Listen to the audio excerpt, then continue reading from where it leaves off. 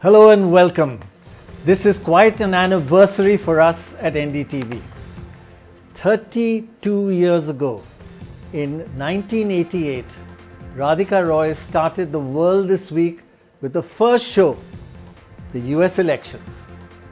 So it's little wonder that every single US election brings nostalgia and great excitement for all of us. And let me tell you, this one is extra special. It really is different from any election we have ever faced. Why? One, this is more polarized than we've ever seen before. We've never covered a US election like this one. We've never heard people say that this is the most important election of our lifetime, or say, do go out and vote because only your vote can save America. Now, it's important that people are excited by elections, but guess what the polls are saying? The polls are saying more people are excited, are voting for Biden because they hate Trump more than they like Biden. That's what the opinion poll, hard data, the opinion polls say. More than that, the polarization is taking place on the ground amongst the leaders, amongst Bollywood stars, amongst all kinds of parts of society. On the ground, you find the polls are saying the educated white voter, or the more educated you are, the more likely you are to vote for Biden. The less educated you are, you're more likely to vote for Trump. Now, that's not a class issue, it's a question of opportunities. People who are less educated feel that Trump will give them greater opportunities. Of course, there is underlying racism and underlying issues of religion, all that dividing this election. But we never covered an election like this, believe me, where every leader is telling a lie and all that media is doing is fact-checking. I think the last time they counted how many lies President Trump has said in all his speeches in the run-up to the election. It goes into thousands. So this is different.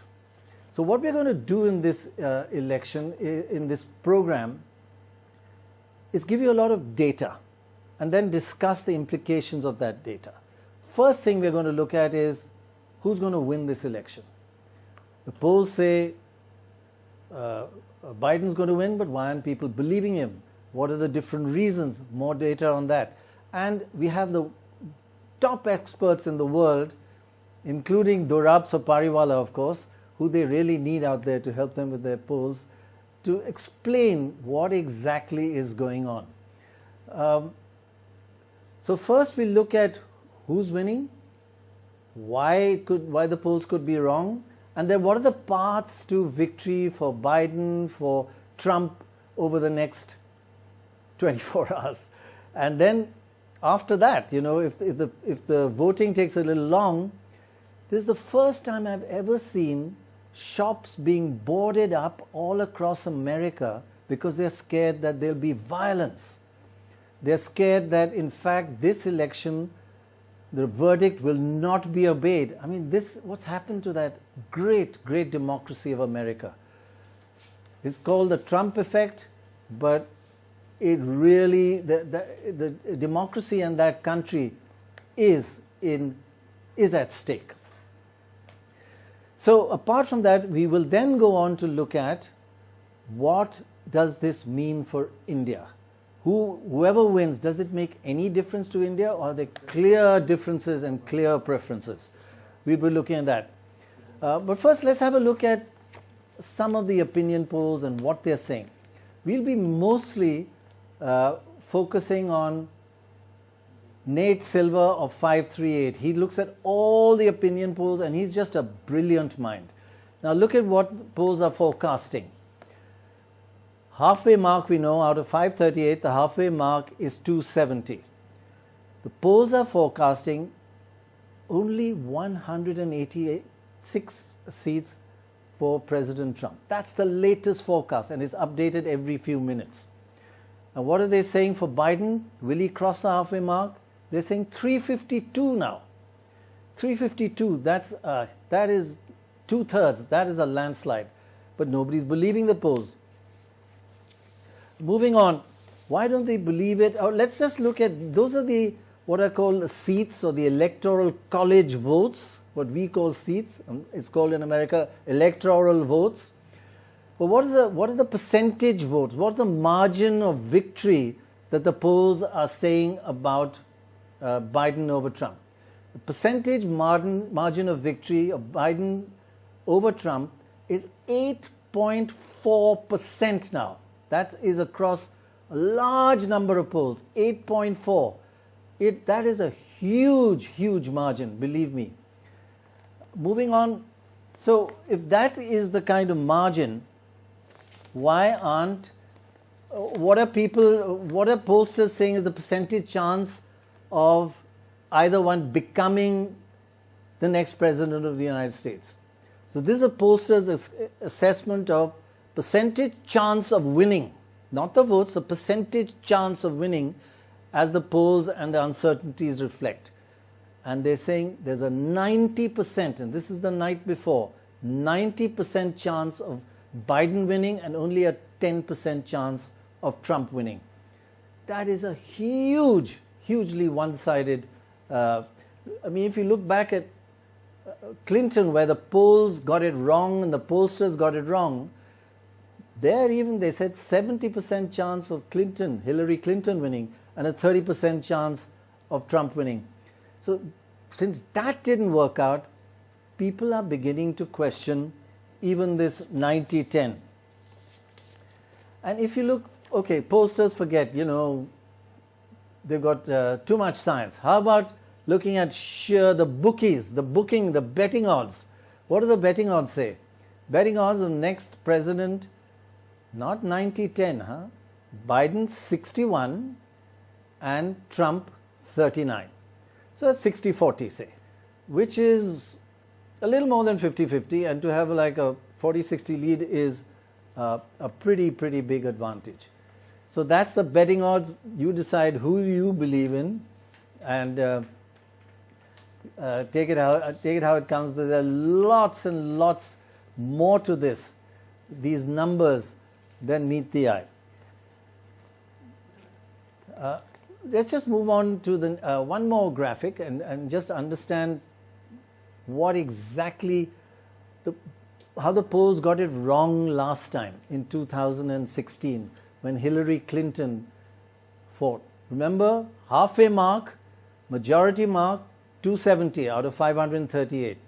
The poll forecast 323 for Hillary Clinton, and actually she got 232, almost just 91 less. Hugely wrong. And for Trump, they had forecast 250 electoral college votes, or seats if you like to think about it that way, and the actual result, he got 306. So when you see that, you say, my gosh, such a big mistake. Why did it happen? Of course, pollsters have gone into it and corrected for a lot of issues. But they even forget the numbers of seats or electoral college votes. We'll call it electoral votes from now on, but just think of it as seats in our context. How they got it wrong last time, even the margin of victory, the percentage margin of victory. But look at this, may surprise you a bit. The polls forecast that Hillary Clinton lead over Trump would be 3.1%. It was actually just 2.1. So the percentage vote was not too bad. One well within any pollster's margin of error. But it's the conversion of votes into electoral college votes or seats, like we have in India, conversion of votes into seats. That's where they got it wrong, because Trump won many small and marginal states by small amounts. And Hillary Clinton got a higher vote, but fewer electoral votes. That is. But so, okay, we've seen all that and you say, my God, this is going to be the same. It's going to be a real disaster for pollsters. But frankly, as we can just see from these figures and looking a little bit, 2020 is not like 2016. Biden's margin, percentage margin over Trump is much more than Hillary. Look at the difference. The percentage of margin of victory that the polls are forecasting is 8.4% for Biden. That's huge. And what were they projecting for Hillary? Remember, it was just 3.1%. Now that kind of difference, 3.1% can just about come in within the margins of error of any poll, but 8.4% cannot. So if 8.4% is wrong, something is very, very fundamentally wrong. And finally, just one last thing. Let's look at how Trump does better than polls forecast. We looked at the data in some depth.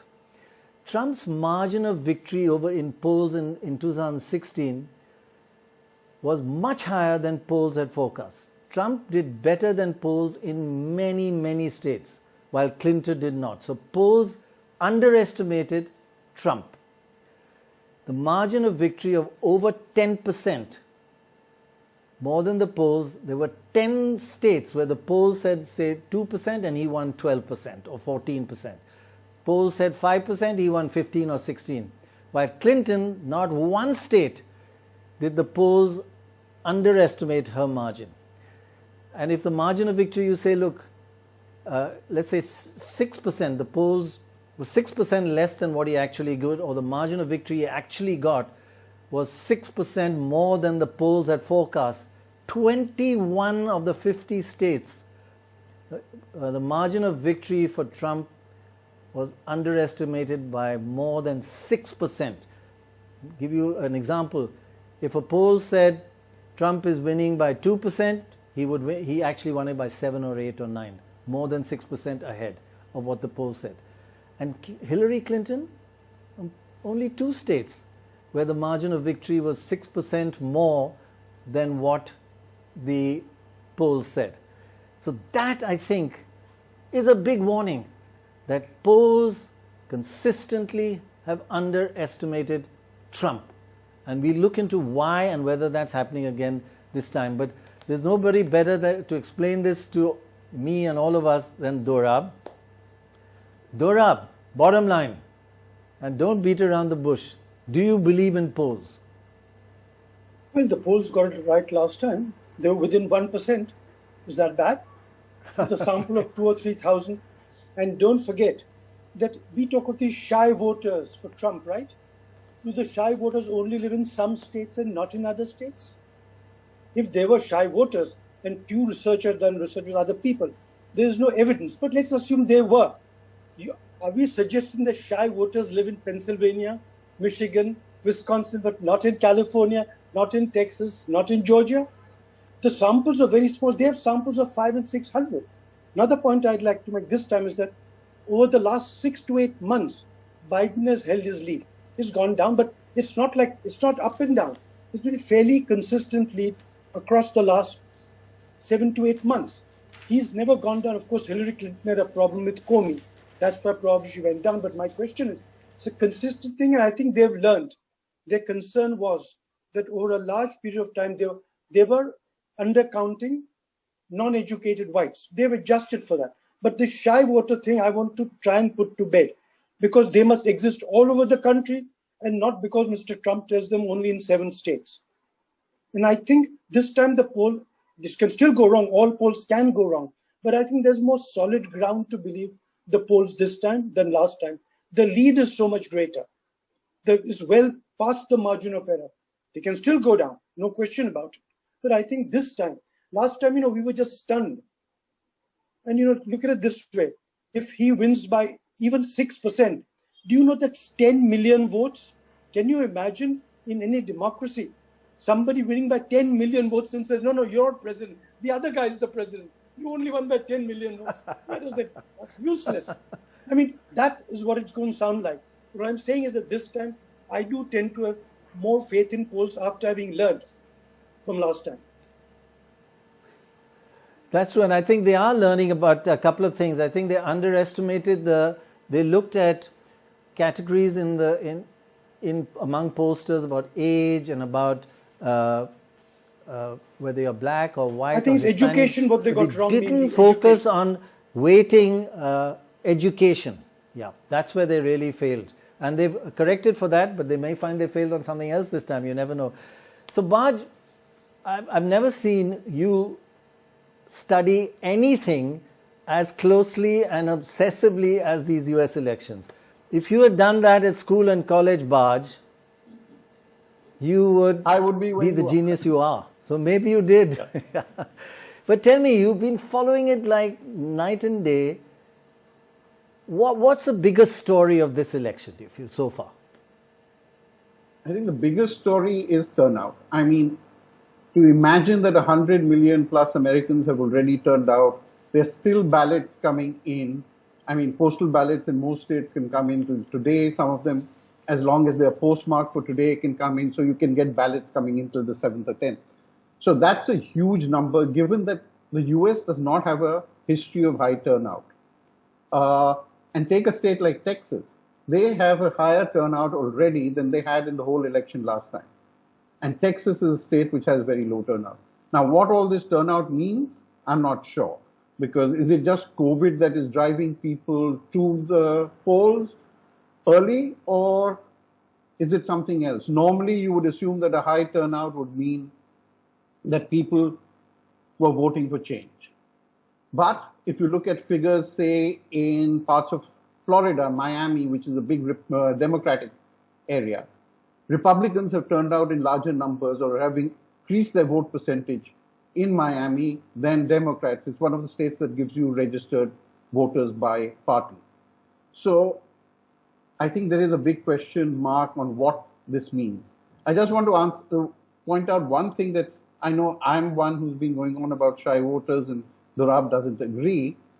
But there was an opinion poll day before yesterday in Des Moines registrar, where it said that 5% of the voters said they were now willing to say that they were voting Republican, which they weren't willing to do 2-3 weeks earlier. So that's a shy voter to me.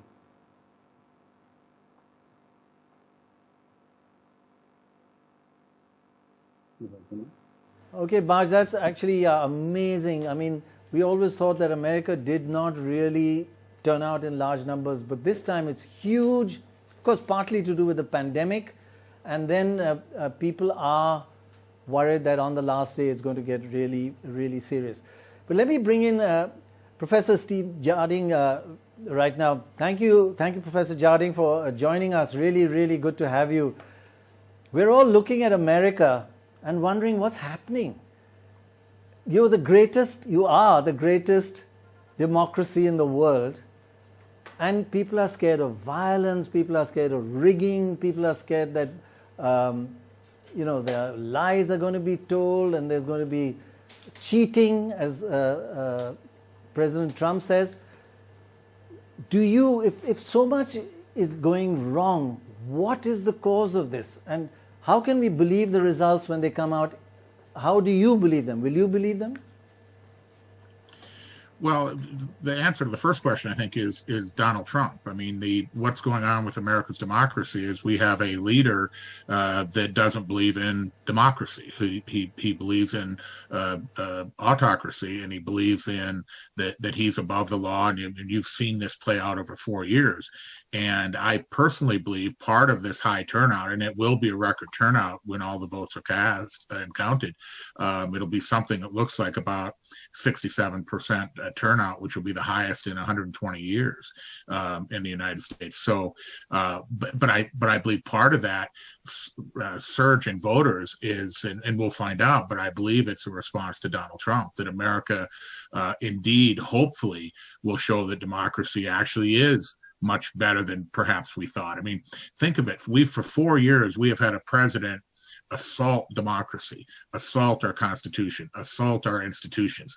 And a lot of Americans, it confused them. It concerned that it emboldened his supporters. And I think that's partly reflected as well, that in 2016, a lot of the Trump supporters didn't want to tell pollsters they were for Trump because they were kind of embarrassed by it.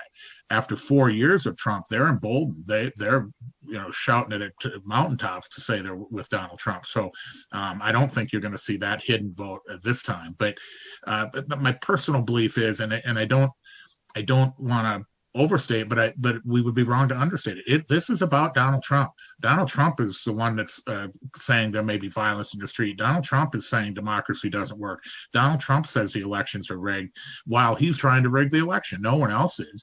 He's filing 40 lawsuits to try to keep voters from having their vote counted. But Professor, can I just ask you? Sure. Can I just, sorry to interrupt you, but you're saying this is all because of Donald Trump, but then one feels the people are voting him in. So what's happening to the people of America?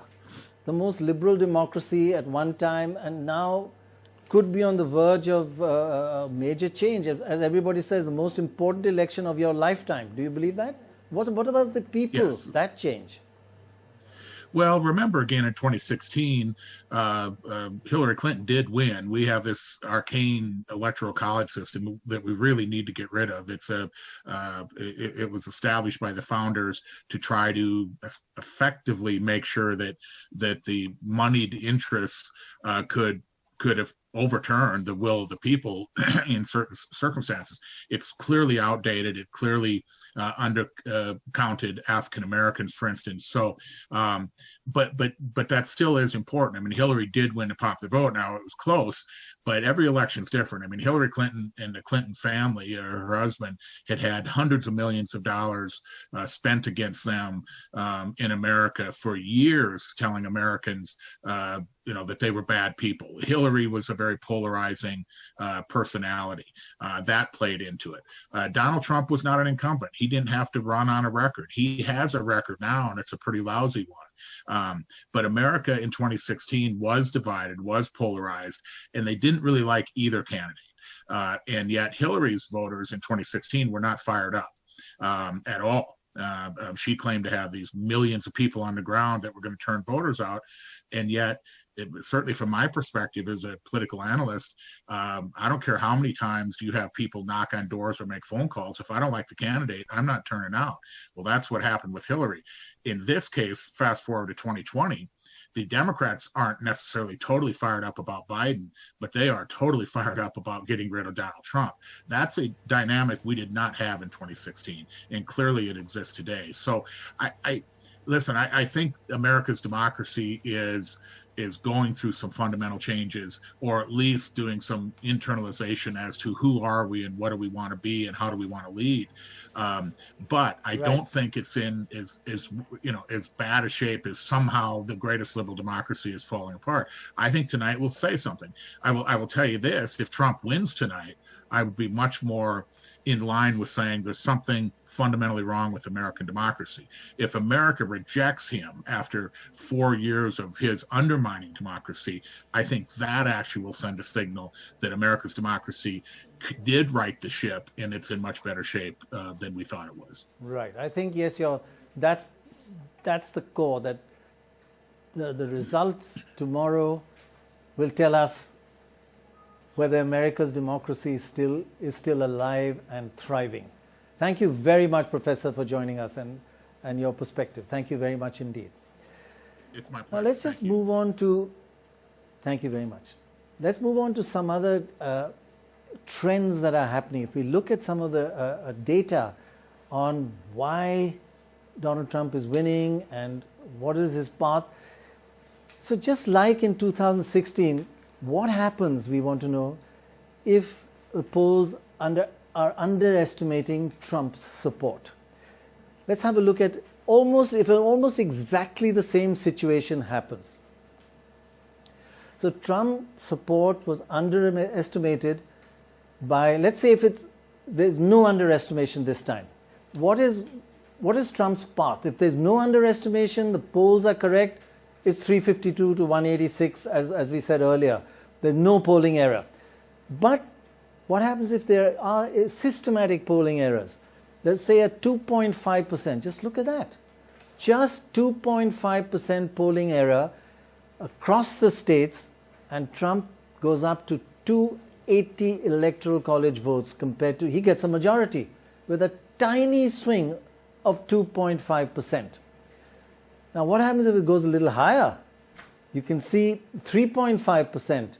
He goes to 286. Not much elasticity there, but between 0 and 2.5, huge, from getting really beaten to just about crossing the halfway mark. But finally, if there's a 5% swing, in other words, it changes a 10% margin, Trump could go up to 322 seats.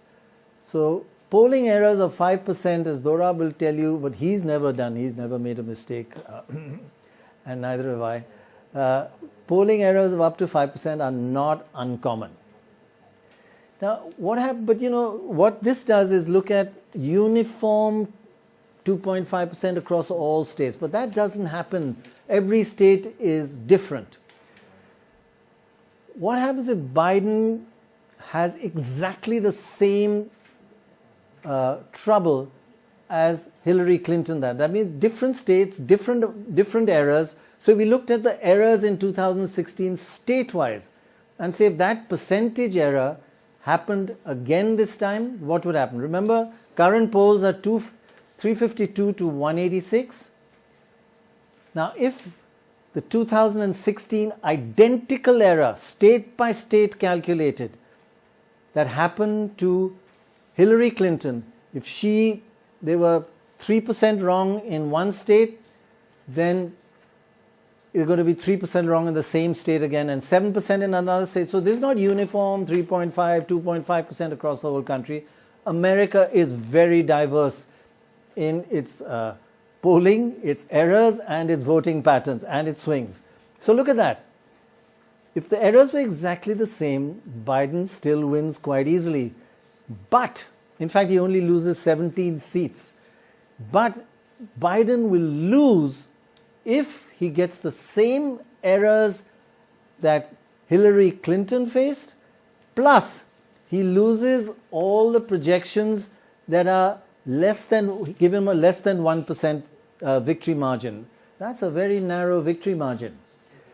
So let's say, okay, he goes through all the same problems that Hillary Clinton had, and then on top of that, any state where he's said to be 1%, less than 1% ahead, he loses those ones, he loses the election. Or it's neck and neck, it's 268 to 270.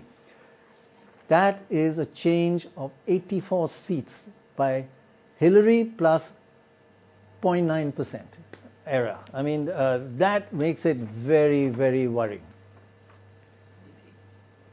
So let's go across to Nidhi Razdan, professor at Harvard.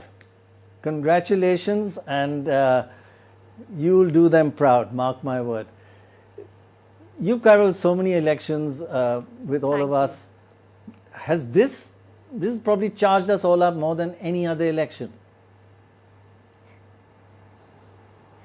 Well, that's because, Prannoy, this is an election that doesn't just affect the American people. The entire world is watching what's going to happen in the United States over the next 24 to 48 hours. Donald Trump has pretty much wreaked havoc across the world with his own allies, with institutions like the World Health Organization, UN bodies, trade agreements, the climate change agreement, the Paris Agreement, which he walked out of, the Iran nuclear deal that he walked out of, and all of these various multilateral bodies and agreements that the US was a part of that he left or that he has undermined have had an impact on the rest of the world, including India. For example, India is not being able to import oil from Iran, on which it is heavily dependent because of sanctions against Iran that the Trump administration imposed when Donald Trump came to power. So this is an election that has huge repercussions for the entire world. For India, though, I do think that there will be a certain amount of consistency as far as US foreign policy is concerned. though I suspect that a President Biden will perhaps be more vocal on human rights issues, religious tolerance, plurality, etc. Though overall, I think the India-US relationship is a pretty strong one, regardless of who is president.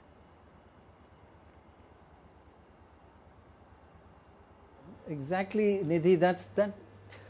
You know, and I think the big issue here, you know, when one looks at percentage chance, right?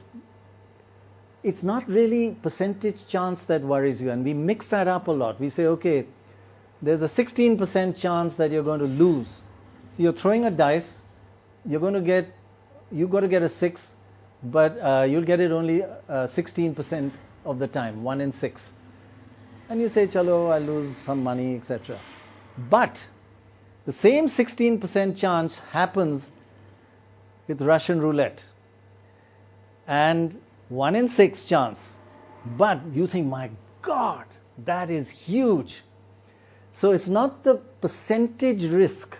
It is the percentage risk times the expected outcome, the combined expected value, which makes something important. So here, it may not be as bad as Russian roulette, but why everybody is so worried is that it's not just the 16%, they're exaggerating, or 16% because they're so worried about 16% times the outcome. And I think exactly what you said, it's going to affect the whole world, including India, and we're going to come to that a little further down. Is Trump better for India, or is Biden better for India? We'll be coming to that. Moving on. Dorab, can I just ask you, are you affected by the outcome to make you feel like exaggerating the 16% a little bit? Sorry, say that again. No, that 16%, yeah, when it's a terrible outcome versus 16% on in a card game, the outcome multiplied by the probability is what affects everybody's understanding. But the probability is what it is. If it's like Trump said when he heard that 200,000 people had died. Now the question is, you know, there is still a probability. Like you said, in a dice, there's a chance. So the fact that you're at 16 doesn't mean you don't have a chance. He still has a chance. Obviously, the chance may not work out too well for India. That's another issue. And I don't think it's right to say Democrat versus Republican. Trump isn't a Republican. Does he, on trade, what's he like? On international relations, what's he like? On immigration, what he like? He's gone against every single Republican policy. I mean, he had before COVID, he had the largest deficit in the country's history. And he was the man who's supposed to give 4% growth. He's not Republican, he's not Democrat, he's Trump.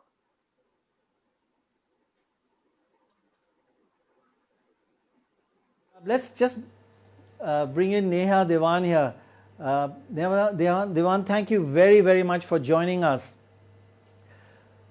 Thank you for having me. To some extent, you must be thrilled that the Democrats are doing well, but Democrats seem to be more worried than anybody else that, oh God, will something like Clinton happen again?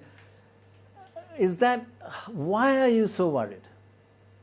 Well, I think that we don't want to leave anything to chance. Polls are just a snapshot on time. We're cautiously optimistic. We're excited, but we won't know until it's over, and it's not over right now. There are millions of people still voting, so we can't take our chances for sure.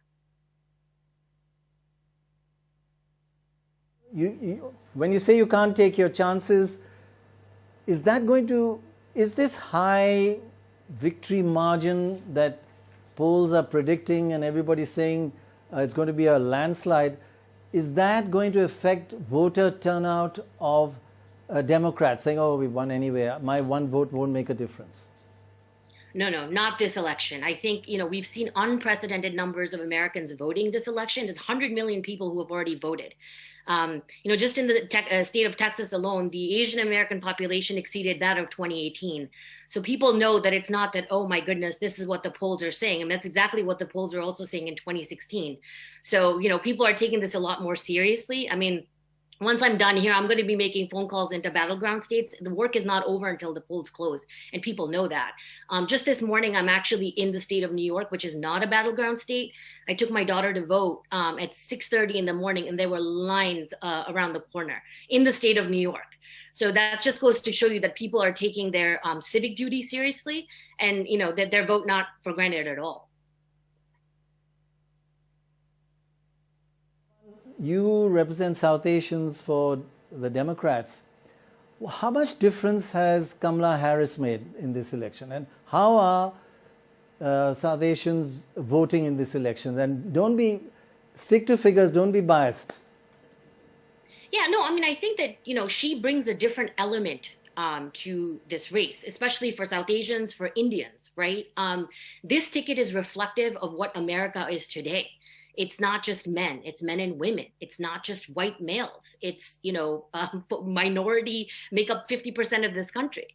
So I think, and then the fact that we're seeing somebody who looks like ourselves for the first time on a national ticket is huge. It speaks to our community. So her being on the ticket just by being South Asian certainly galvanized the ticket. But what she also brings herself galvanized the ticket as well. She's dedicated her career to public service. She's energetic. She's enthusiastic. She's confident. And the fact that she was the last person standing for Joe Biden to choose as her running mate says a lot for the community and says a lot about her as a person. So we certainly saw an uptake in the South Asian community, particularly the Indian community, being very excited. And we've certainly, seen that increase since the time that she was nominated. Right. Let me just bring in somebody who may not quite agree with you, Puneet Ahluwalia, for the Republicans. Good to see you again, Puneet. I still remember you being on our channel last time, and you were great. Tell us, so the fact that Kamala Harris has come into the race, that's a bit of a setback for Trump when it comes to South Asians, particularly the Indian community there, isn't it? As Neha was just saying.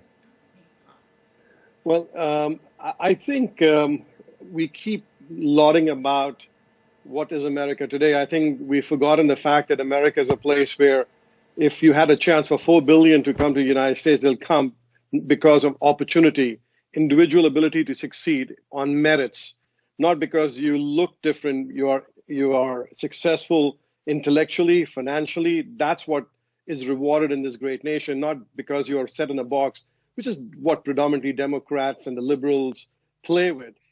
And I believe that Kamala Harris did not ever identify herself as an Indian American, even when the Indians were kind of raving about her being partly Indian American. She never showed up to the first event they had in Washington, D.C. Only when she realized that she has higher ambitions and she can raise money from the rich, successful Indian Americans, she started quoting them. For the longest time, she never identified herself as Indian American. She was more African American. But that's not here or there. What's more important is President Trump had a very successful leadership in the last 4 years. Not only we had the highest GDP growth in the United States, we've seen the Abraham Accord. We talk about all the disruption. Yes, it's a disruption for the betterment of democracy and one-on-one agreements, both we've had with our neighbors in Mexico and Canada. At the same time, we've also had the Abraham Accord, which none of the papers or media has ever covered because it's the peace in Middle East, which is a big, huge thing between Israel and Gulf nations. That's one aspect of it. Then Sudan. And I think there are more works in place to have peace in the entire region. And of course, his fight against terrorism and also engaging with North Korea. At the same time, strengthening the Quad against China. That's the biggest issue you have to take on, is to really undermine the way China was flexing its muscle, how it was being a rogue on all fronts, from intellectual property to stealing, from undermining our elections. So I think he's taken them on head on that. So I believe that President Trump... Puneet, just one second. I think I can see a little bit of worry in Neha's expression. Neha, would you like to respond to that? It's not necessarily worry, right? Our house is on fire here because of President Trump and his actions. We can sit here and say, oh, well, this is great about, Sudan, but what are we actually doing for the United States? There's a large deficit. Well, you're burning the this cities, country Neha, is I'm sorry to say. Increasingly divided. There's no representation. And going back to, our community, which is what we're speaking about here, the South Asian community and the Indian American community, Trump just called our country, our homeland, India, filthy 2 weeks ago on national television, right? There's been no trade deals with India. He suspended H-1B applications for Indians to come here, which has been the traditional way for a lot of Indians to come here and grow a life here. It's great to take photo ops and shake hands, but that's not what makes a community. The world is literally watching us today because President Trump has severed treaty partnerships, strategic partnerships. He's allied with dictators. And fought with our traditional allies. That is not becoming of a president. Right. And I don't see how this relationship with India is going to be any better since the last 4 years, other than photo ops, have done nothing billions for India or Indian Americans. Of U.S. taxpayers' money to Iran, which is a rogue nation. At the same time, he's discussed more peace. At the same time, it's the Democrats. I have to interrupt you there. I have to interrupt you there. He stopped India from buying oil from Iran. So it does affect. So there are two sides, but what's clear amongst even the Indian community is that it is polarized. But thank you both very much. You clearly live in a democracy because you can say what you like to each other. And thank you so much. Great. Thank you. Take care. Thank you very much for being with Appreciate us. It's wonderful. I just wanted to now go into one last set of graphics about how the system works and how Biden can win and how Trump can win, how Biden can lose and how Trump can lose. It really goes down to state-wise analysis, and it is tricky. But first, let's start with something very simple. You can divide American states into 4 categories. You can divide into 10 if you want, but at least 4. One category are kind of Republican or Democrat safe states. If we look at them, look at the electoral votes. Say there are 19, remember there are 50 states in America plus 1 DC. So 19 Democrat safe states consist of 271 electoral votes out of the 538. Now, instead of, that's 217 out of 538. Now, there are 10 Democrat swing states. Now, these are where Democrats are projected to win by a narrow margin. Those states have gone back and forth, and historically, you don't know who they're going to vote for. Safe states like Democrats, like California, always vote Democrat. Now, let's move on to Republican swing states. There are only 2 Republican swing states that go back and forth, and they account for 56%, and we'll come to exactly where they are and what they are. And finally, there are these Republican safe states. There are 20 of them, and you can see that adds up to 51 because it includes DC. 126 electoral votes. So that's how you get to 538. So every state has a different number of electoral votes, more important, less important. Now, moving on, if we look at the map of America, it's amazing. The Democrats are on the East Coast and West Coast predominantly. Just look at that. A little bit in the middle here and there, but that's kind of just an excuse. East Coast and West Coast, that's solid Democrat support. And look at Republicans. Where do they get their support from? Right from the center, what they call the Midwest. That's 126 out of the 538. Just look at that. What a division, geographic division in the United States. And finally, what about the swing states? If you look at the 2 types, they're around the peripheries, adjoining their fellow safe seats. So that's the way it's divided. Now, if we look at each one of them, Biden and Trump. Let's look at Trump. What does he have to do? to win, Trump has to first of all win all the 20 safe Trump states. That, remember, 126 out of, he has to win 126 out of all the safe states. And there they are, Alabama, Alaska, and you see some of the bigger ones like Tennessee, Missouri, and Indiana. Those are the big ones. But 20, he has to win all of them. But that's not enough, 126. He has to get to 270, right?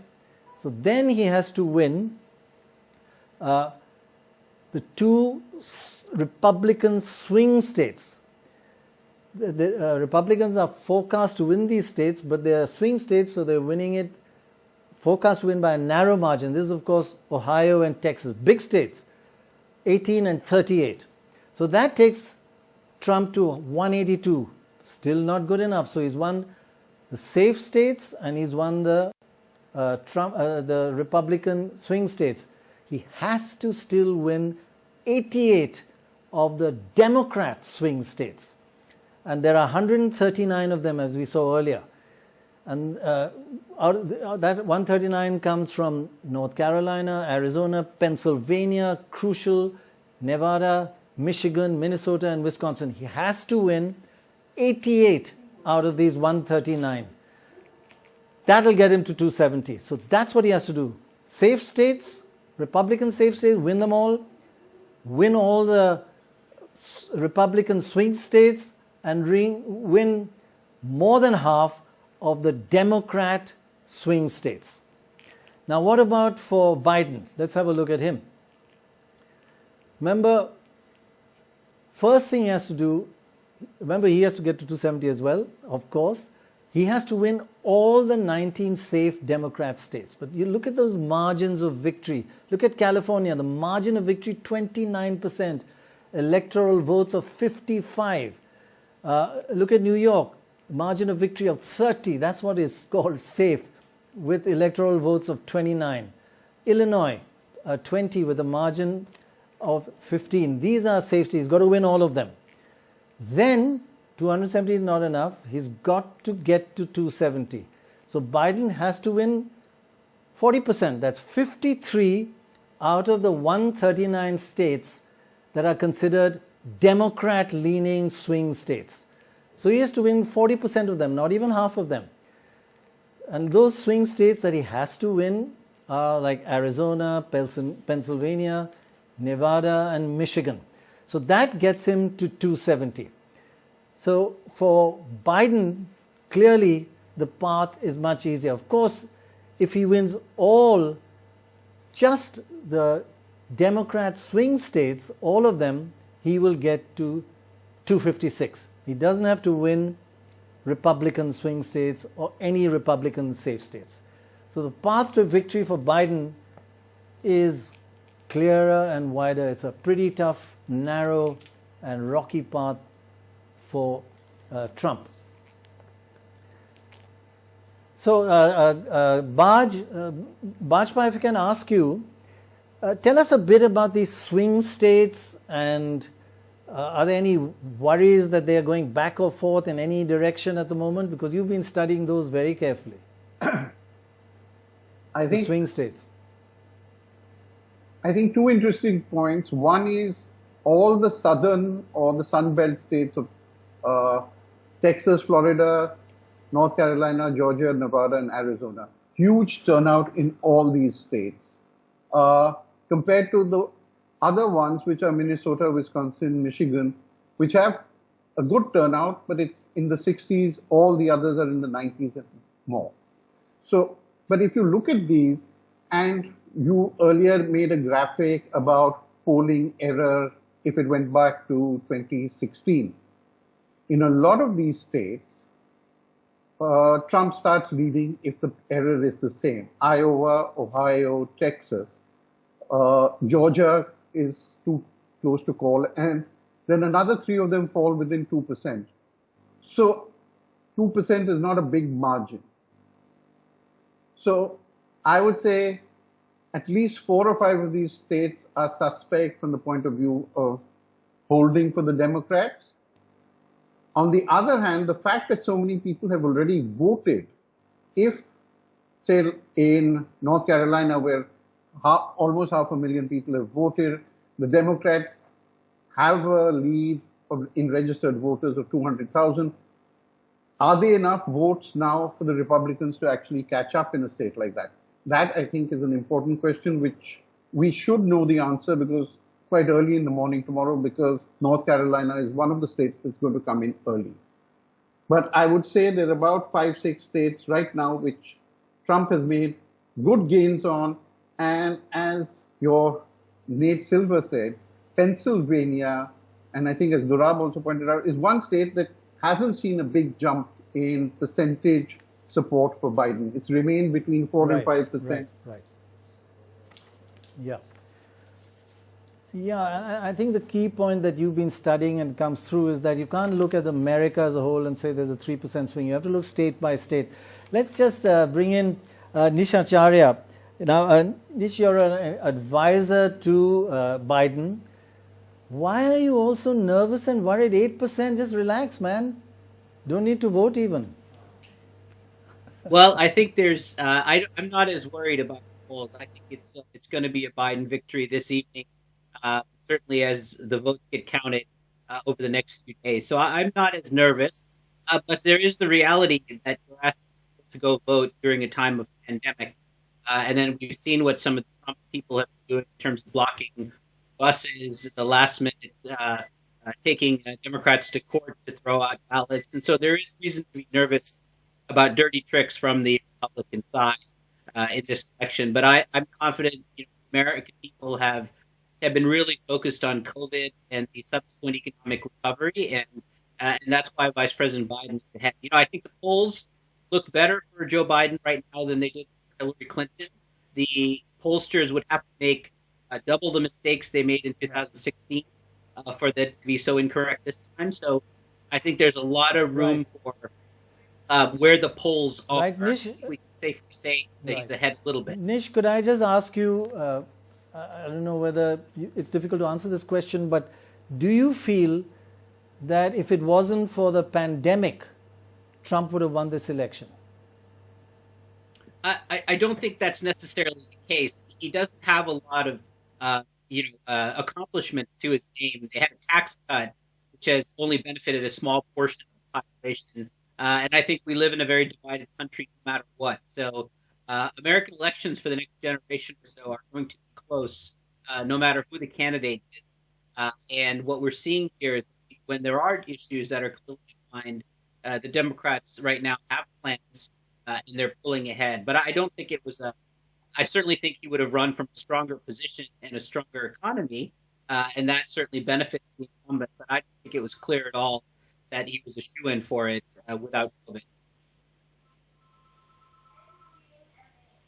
Right, wonderful to have you, and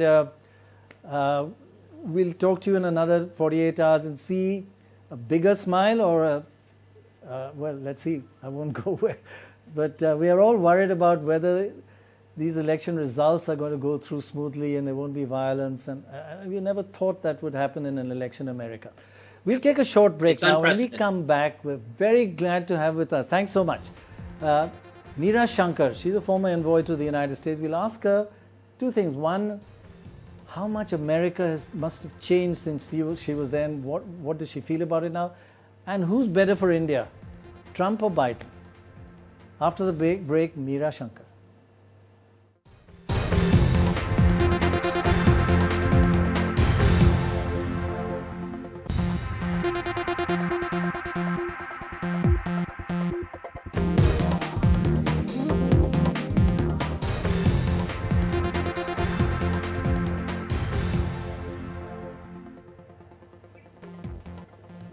Welcome back.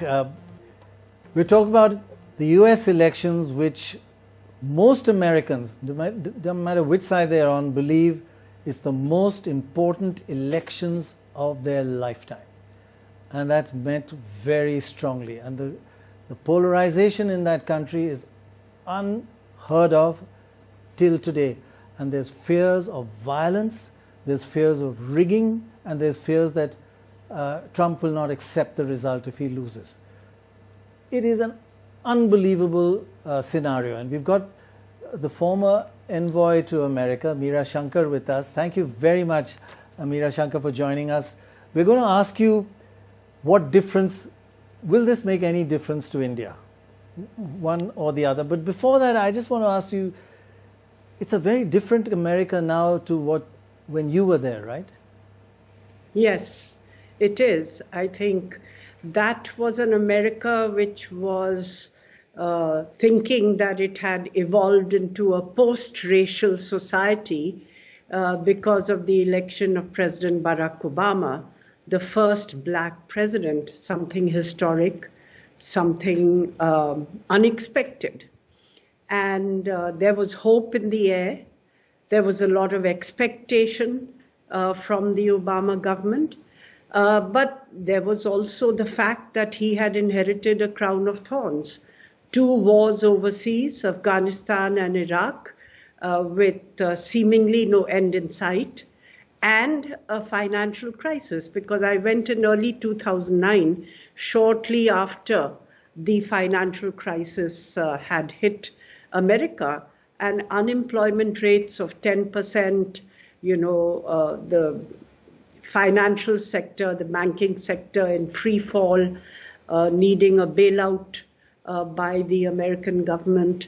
So some things were the sense of crisis, in a sense, is the same, but that element of hope and this belief that America had put its racial divisions behind it, I think that has been belied.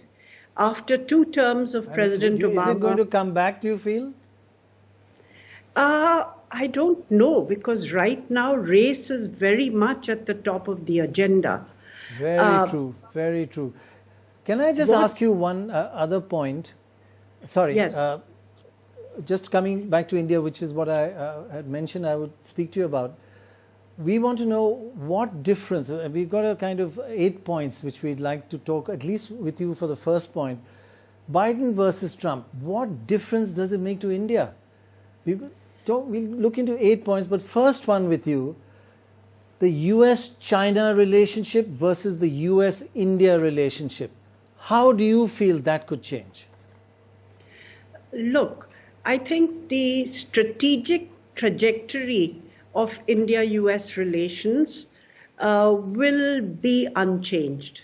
It will continue along the path that it has been growing on, and whether a Republican or whether a Democratic administration, I think there will be importance to the relationship with India, because there is an increasing strategic convergence between the 2 countries in the Indo-Pacific region.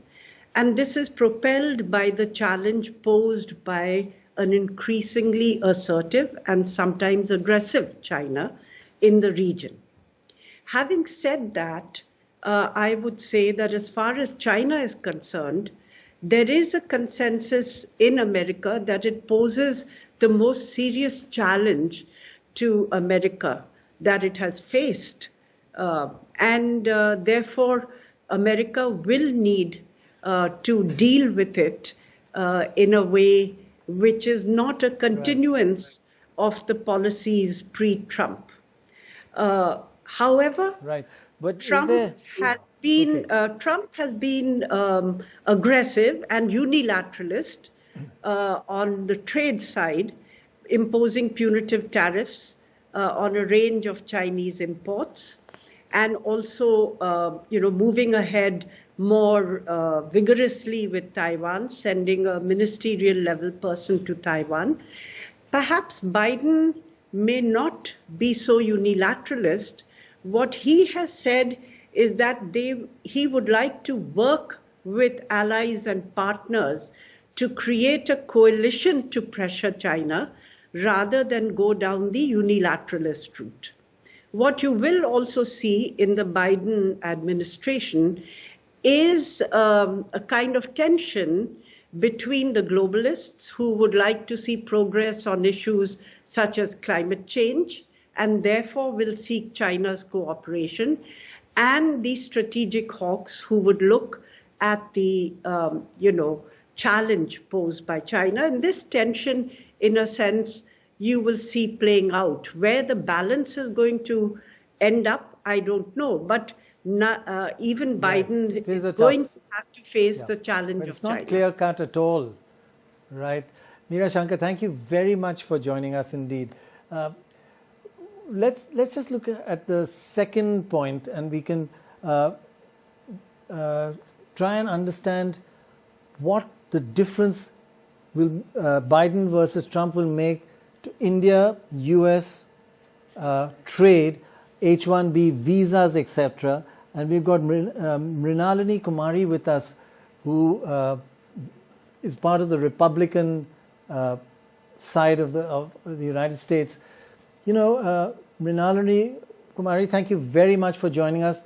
There's a lot of discontent and almost anger at this H-1B visas and so many other things, and also imposing tariffs on India and saying you're charging us such high tariffs, we'll charge you the same. Harley Davidson, you're charging too much, all that sort of stuff. But we're a poor country. America, you're living in a rich country. Will that improve with Biden, or will Trump change and look more favorably towards India? Sorry. I think Trump has been very favorable towards India, and the president and the prime minister have a great relationship. And honestly speaking, I think President Trump has been pretty incredible for India versus what Kamala Harris talks about, like the Article 370, etc., and virtually calling India an abuser. So not quite sure where she's getting her facts from, versus, well, President Trump, who stays out of it and lets two countries decide their personal matters on their own. What do you think?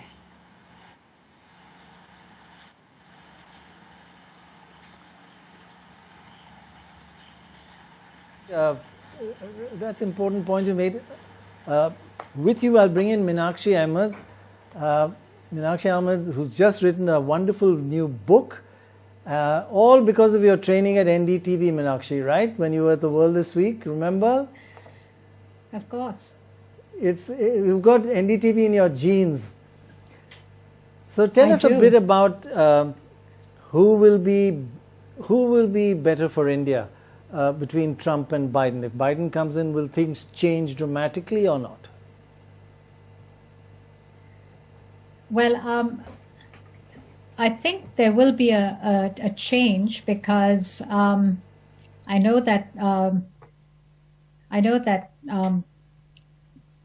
in many ways the Modi government has appreciated the fact that they've been able to continue their domestic agenda without any interference. But Biden has been a great friend to India. If you recall the nuclear deal, Biden was instrumental in getting that through Congress. He proved to be a great friend to India. When Senator Obama would give everyone a lecture on nuclear proliferation, Biden very quickly and very early grasped what Bush was trying to do, which was not just the nuclear deal, but what Bush was trying to do was set up a strategic partnership with India. He recognized India's importance and to the US. And so he grasped that early on, and he got on board very quickly, and he led the Senate and the Democrats in the Senate, who, if you remember, were the Ayatollahs of non-proliferation, and helped corral them all into pushing this through Congress. So Biden actually was a real friend to India. So I think he has a very positive view of India. So I think that's a plus. I think there was Meenakshi? Yes. Yeah, very good points. Don't go away. I want to come back to you, but I just want to bring in Shalabh Kumar and talk about our third point. If we can bring up our graphic of those 8 points and go to the third point that I'd like to discuss with you, because you're the best mind on these kind of things. Now, the US troop withdrawal from Afghanistan has been a big concern in India because by withdrawing and bringing it down to just 2,500 troops, I think it is, there's been a rise of the Taliban and has had a huge impact on India, which had very good relations with Afghanistan.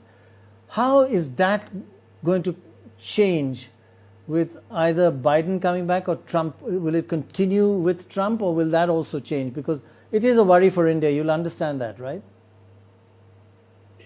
Right. I'm going to speak to you with a very independent mind here. I don't quite agree with the president on withdrawal from Afghanistan. We know the history of Afghanistan. So troop withdrawal, it'll be okay as long as there is a force out there that would act very, very quickly. That's what they're promising, that there will be a rapid fire, rapid action force, which will be there, which will contain the terrorist activity. So in that respect, I need to be a little bit better. I know you were discussing various how U.S. and India relationship will be under either President Trump or President Biden. To me, first of all, I would say President Trump has been a Reagan on steroids. In early July of 2016, he promised me personally and to India at the rally, on which he has delivered on almost everything. In terms of, because 1 out of 10 Indo-Americans, Indian Americans in the United States is a businessman, so the economy is very important. He delivered on that. With respect to India, developing a lot closer relationship with India. Previously, even in the Republicans... Yeah, but sorry, can I just interrupt you there? Sorry. Just a small interruption.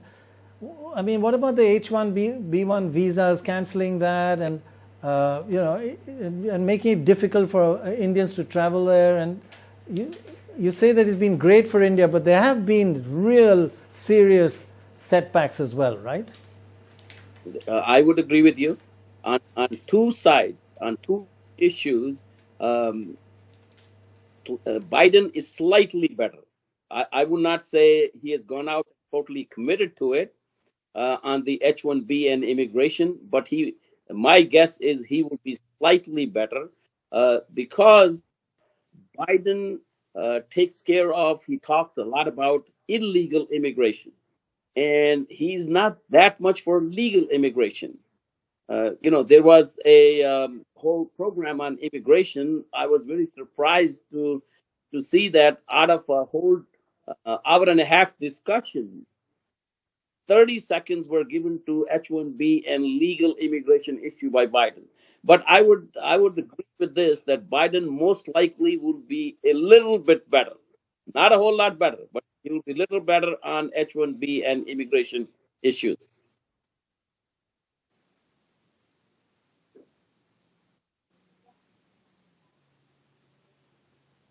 Very interesting indeed. Thanks very much. Just want to go back to Meenakshi for a moment and ask her, after hearing you and watching this election and living there, Meenakshi, what is the appeal that Trump has, and what impact is it going to have on democracy and on human rights? Yes, and I'd like to address this immigration issue. I think it's important to remember that after World War I, in 2000, in 1910, immigration levels in the U.S., foreign-born population, was around 14%. And in 1970, it dropped to 4.7%. That's remarkable. And, and in 2010, it went back to about 13%. So there's been a massive jump to go from, in 1970, from 4.7% to 13%, and that's a large rise. But the interesting thing is that the foreign-born population was 75% European after World War I and World War II. And now it's 15% white. and it's mainly from brown countries now. So the demographic shift is significant. When you think about it, 75% of the immigrants coming in up to 1970 for all those years were basically European-based. And so it wasn't a perceptible difference visually in America, whereas now 85% of the people coming in are from brown countries. That's a very strong racial difference. And so Trump has seized on that. And that demographic shift, that very visible demographic shift, is something that has threatened sort of white dominance, if you may say. So this election is not just a referendum on Donald Trump. It's also it's a referendum of what sort of America people want. You know, this is a country where 25 years ago... So are you saying that there's a sort of underlying racism in this whole vote as well? There's an underlying feeling of what America... There are two Americas. What America do we want to live in? So do we want to live in a multicultural America, or do we want to live in the America that we knew, which was a white-dominated America? And when you think about the white supremacists, the sort of people running around in jeeps with flags waving, the sort of people shutting down the New Jersey Turnpike to prevent people from voting, these are all...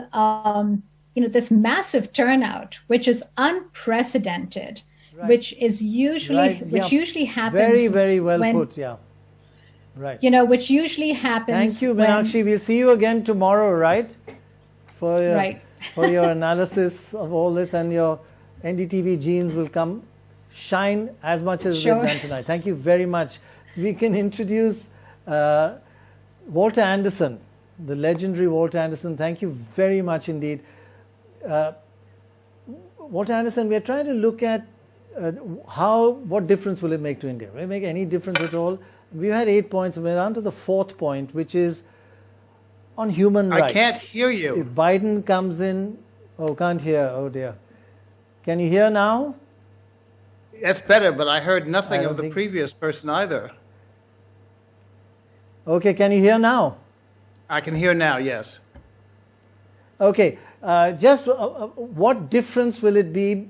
Will it be for India whether Biden or Trump comes in, or will it make no difference? And the point I want you to ask you to focus on is on human rights, freedom of press and media, and generally of democracy, on Kashmir, etc. Biden or Trump, will it make any difference to India? Well, foreign affairs has not been an issue in these elections, and usually they're not.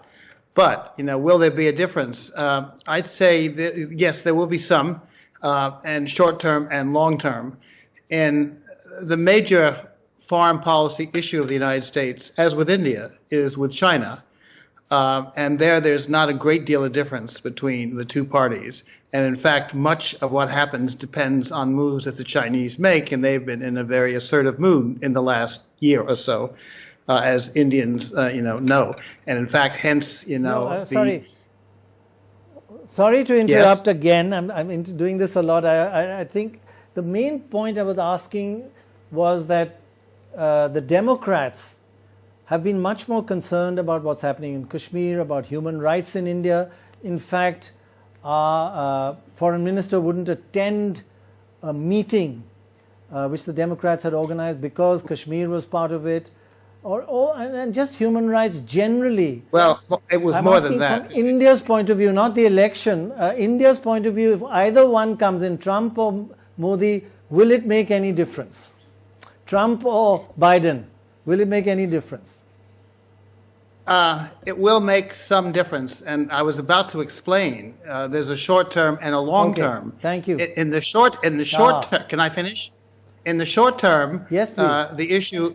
The issue is, is likely, a Trump victory is likely to be advantageous to India because they just worked out an agreement with India, as you know, with the defense secretary of the U.S. In the long run, however, I think a Biden victory works to India's advantage because the Democrats traditionally are more oriented, and certainly Biden, to alliances. And, as the East Asian states, the U.S., confront a rising China, alliances are going to be necessary in responding to it. So there's a kind of split answer on that question about China. Now, the other question that you had raised was the issue of human rights. The Democrats have traditionally been more concerned with human rights than have the Republicans, and certainly that's true of Biden and his vice president, as well as, with Trump, who has been much less concerned with human rights issues. I know that as a fact because I have been teaching in China for the last 10, 12 years, for part of the year. And in the last elections, my colleagues in the International Relations Department at Tongji University in Shanghai were, almost to the person in favor of Trump over Hillary Clinton. And the reason for that was Clinton had made many remarks, as had the Democrats, about the problem of human rights in China. And that's for the Chinese. That is already now, according to my colleagues who are writing to me in China, that is a concern that the Chinese have, that if Biden wins, there'll be more of a focus on various human rights issues and less so if Trump wins the election. Though Trump has taken such a strongly anti-Chinese view, it's kind of hard to sort of come out too strongly if you're in China. So that's an issue, is human rights will be an issue. The Democrats have traditionally, and also in this case, they have taken a stronger viewpoint on human rights situation. So it's a mixed bag. Right. As are most things. Last very quick answer on this one. You work closely with China. The U.S.-China relationship versus the U.S.-India relationship. One is souring, the other is improving. Is that going to change? Will change depending on who wins? I don't think so. And much depends on Chinese actions. And the Chinese, I think, are going to continue and are continuing to be assertive. And the Indians know that all too well, but the other countries as well. And so I think the ball in some ways is in the court of the Chinese, and they seem to be willing to play that ball.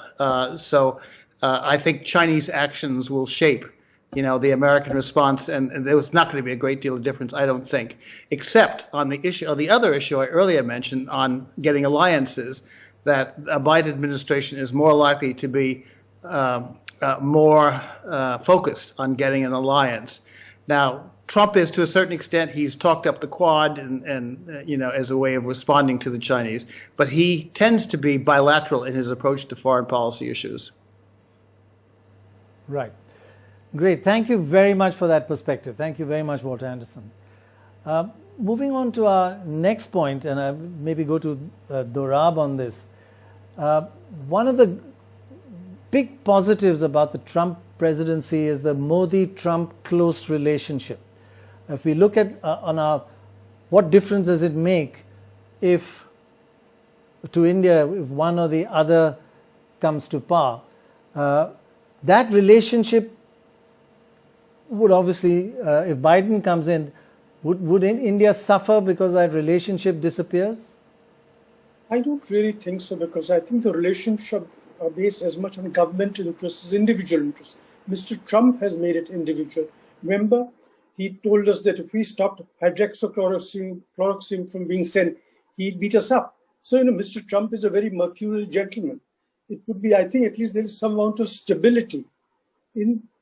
I don't see any reason to believe that Mr. Biden is not as friendly or whatever, but I think you need, in international relations, you need something which is predictable, not unpredictable. Mr. Trump, I think, tends to be somewhat unpredictable. And I don't think that's the way to build any regular relationship. Actually, I think, Dorab, you're just worried about your Harley Davidson and what will happen to that. Yeah, but yes. Let's move on to the next point, and I'd like to bring in Mr. Bajpai on that. The impact of Kamala Harris in this election on the Indian community and generally on the entire electorate in America. How important has that been, do you feel, Baj? On the Indian community, I just saw something very quickly which said that about 10 to 15% of the Indian community has now moved towards Trump. But I have no way of verifying this, so I'm not going to stick my neck out besides saying that I just saw that. I don't think Kamala Harris has had any impact on the black voter. If anything, Trump has gained, and some polls show that he's gained is up to 10% with black voters and a similar amount with Hispanic voters. I mean, the fact that it's Obama that's going to Florida, who's going to Miami, who's going to Pennsylvania, to black areas, and he is trying to drive the black and Hispanic vote out, shows that she really just didn't cut it as far as black voters went.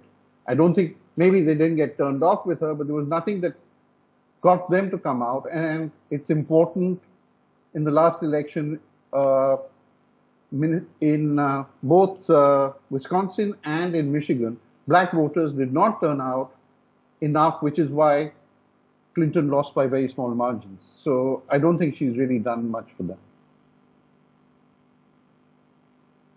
In fact, let's go across to America, to Amitoj, who is living and experiencing this entire election.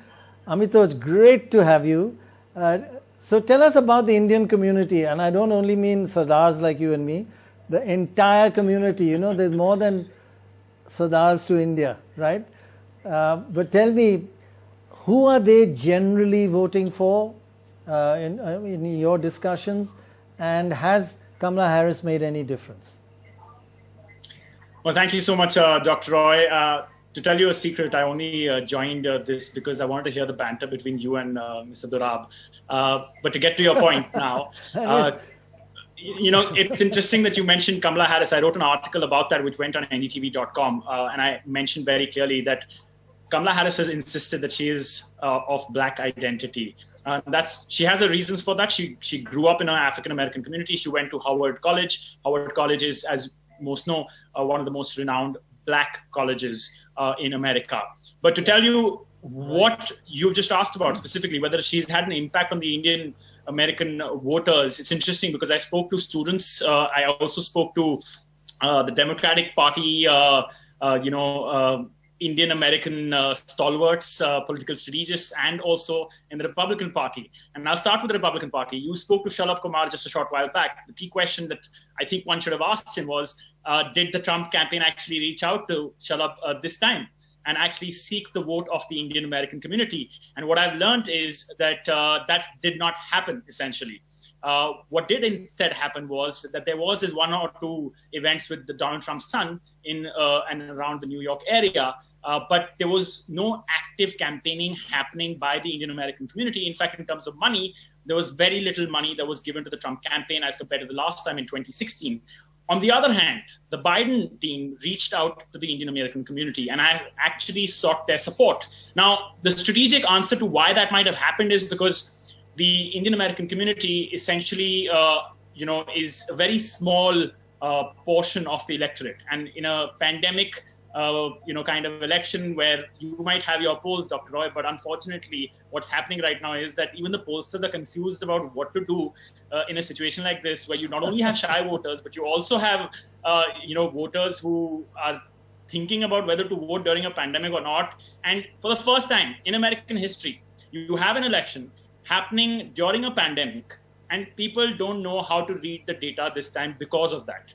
So I think Kamala Harris but the turnout has been fantastic, right? Yes, in fact, just a few seconds ago, Florida has already completed its turnout that you saw in 2016. 95% of it was done one day before, and I've been watching Florida very closely. The county or the area that you want to watch very closely out there is Miami-Dade. And, Mr. Bajpai actually mentioned that a short while back, and he's spot on. Because what has happened in that county, because I've spoken to Democratic strategists out there who've been tracking the vote, and what they've said is that the Democrat vote is actually lagging. And that is dangerous. And Florida is, to give you a cricketing terminology, I remember your father was very very, very interested in cricket. So I want to give you a cricketing terminology. You have 3 scenarios in this election: T20 cricket, one-day cricket, and Test cricket.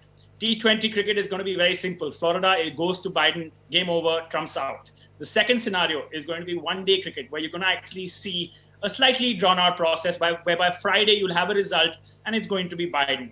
But it gets interesting when it becomes Test cricket, because what's going to happen is that if Pennsylvania is the state you're looking at, Donald Trump, who has already stated through sources that CNN has also reported on, that he will send the lawyers, and to quote what was said, there will be no pussyfooting by the lawyers like it was in 2000 when the recount happened. They will hammer it in, they will be aggressive, and they will go to the Supreme Court, whereas we know there's a conservative leaning. And, well, Donald Trump might just win. That is a big worry, yeah. Which is very unlikely, yeah. Right. Okay. Very, very interesting. Stay right there. I just want to go to the last 2 points and then go to Nidhi, because they're to do with the international relations. And since she's a professor at Harvard, she's an international person now. Climate change.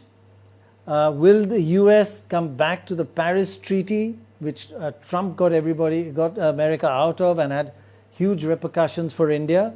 And also the last point is about Iran and whether we'll start getting oil again from Iran, because again Trump just broke the Obama-Biden treaty with Iran and then threatens sanctions any country who got oil from Iran. And India used to get a lot of oil from Iran at lower prices.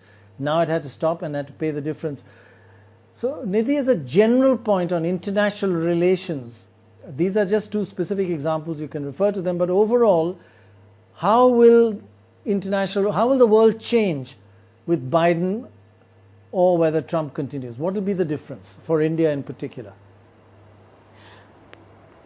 Well, as far as India is concerned, Prannoy, like I said, and I think Ambassador Meera Shankar made that point as well, that India-US relations are pretty strong in any case, and regardless of who is president, that will continue. Although, yes, I do think a President Biden and a Vice President Kamala Harris will perhaps be more vocal on human rights issues, on the CAA, things like that, the NRC, on Kashmir. And Kamala Harris, in fact, was quite vocal even on Article 370.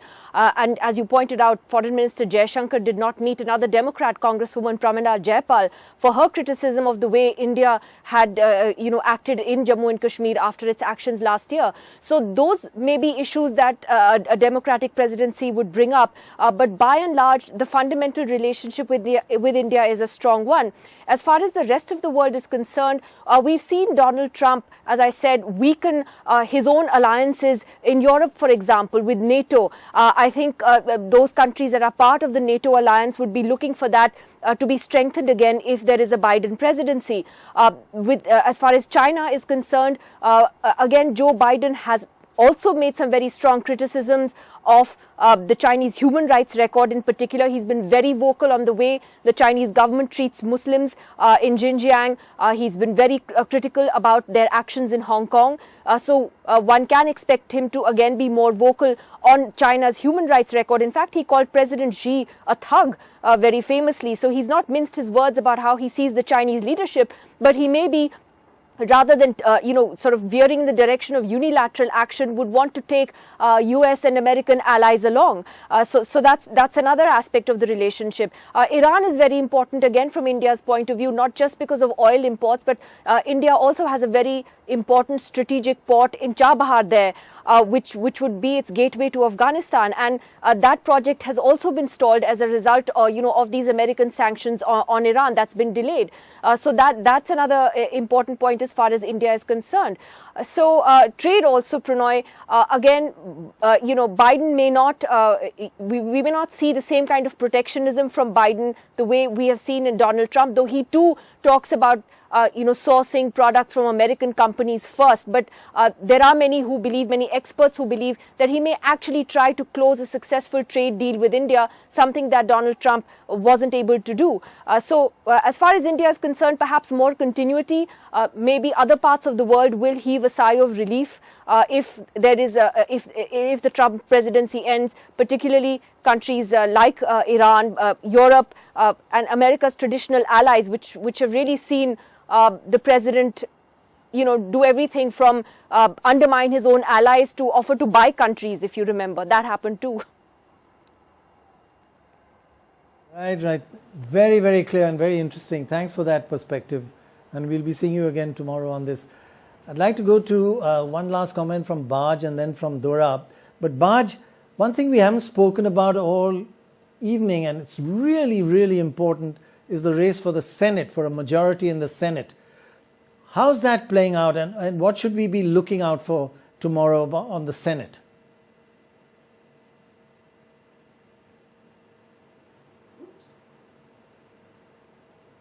Can't hear. Sorry, we've lost the audio. I'll go to Dorab then. Dorab, just looking historically, if there one factor or factors in polling terms other than just sheer numbers that point to a presidential winner, what would you highlight? No, I wouldn't highlight it. I'd tell you what Gallup highlighted. Since 1948, after the war, Gallup has been asking a question: which is the most important issue for you, to the public? Now, forget 1981, where the two candidates were tied for the most important election issue, and exclude 1952, where Eisenhower had just been drafted. In all other elections, the candidate that scored higher on the most important issue won the presidency. This time, the most important issue is COVID. Now, of course, Mr. Trump has broken enough conventions, rules, so it could break this time too. But the question is, that has held so far, except in 1952. The person who manages the most important crisis the best is the president. We lost Baj's audio, but if I could ask you on the Senate, the importance of it tomorrow, and what's going to happen, and why, if you explain to everybody why it's so important. Let me tell you about the Senate, another story about the Senate. In 2016, for the first time in US history, every time about 33, 34 seats get empty. So in 34 states, there were Senate elections. In every single state, the man who won the presidency also won the Senate seat in that state. Go back 40 years ago to 1980. There were 12 states that Carter won, where Reagan senators got elected. There were 2 states where Reagan won, where Carter senators got. So there was ticket splitting. 2016 saw the end of ticket splitting. So what's likely to happen is that the president goes down or goes up. He takes the senator with him. He has phenomenal coattails, good coattails or bad coattails. So you're tied to him more than you've ever been tied to. There were senators who hung around for 40 years through 5 presidencies. Nothing affected them. Right. 2016, for the very first time, very interesting. This new rule was established. Yeah. Okay, I think we've got Baj back. Baj, you were saying, and we just lost your audio, about the Senate. Why is it important, and what should we look out for?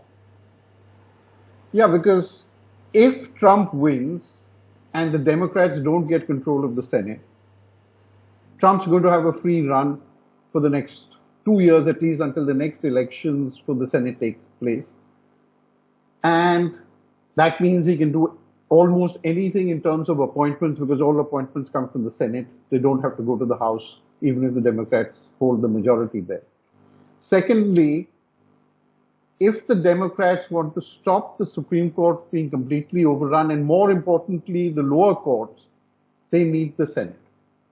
If Biden wins and the Democrats win the Senate and the House, it'll be the first time in a long time that one party has had all 3, so they will actually be able to implement some of their agenda. As of today, Nate Silver is saying the Democrats have a 75% chance of getting a majority of 1 to 2 seats.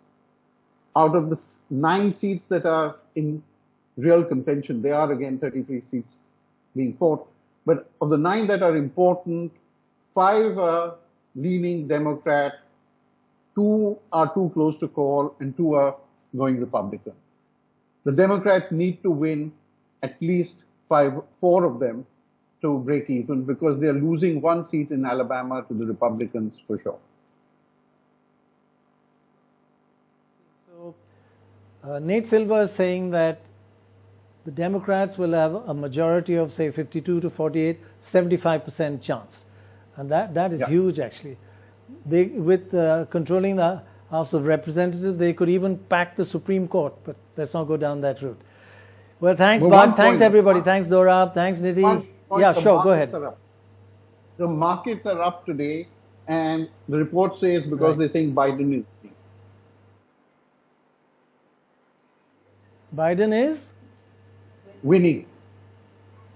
Okay. I think if the markets went up, people would say they're going up because they think Trump is winning. So markets, you know, we can always justify. Pollsters are much more scientific than the markets. Thank you all very much for watching. Tomorrow we'll be starting at 7 a.m. live, and there'll be actual results. No more polls and forecasts. There'll be actual results, but we don't know how long it'll take. This is a new America where everybody's doubting the electoral system. Never had that before. At least the President of America is doubting it. He said there could be cheating. Unheard of and unbelievable. But let's see. Tomorrow morning, do join us at 7 a.m. live for hard and fascinating news. Thanks very much for being with us for now.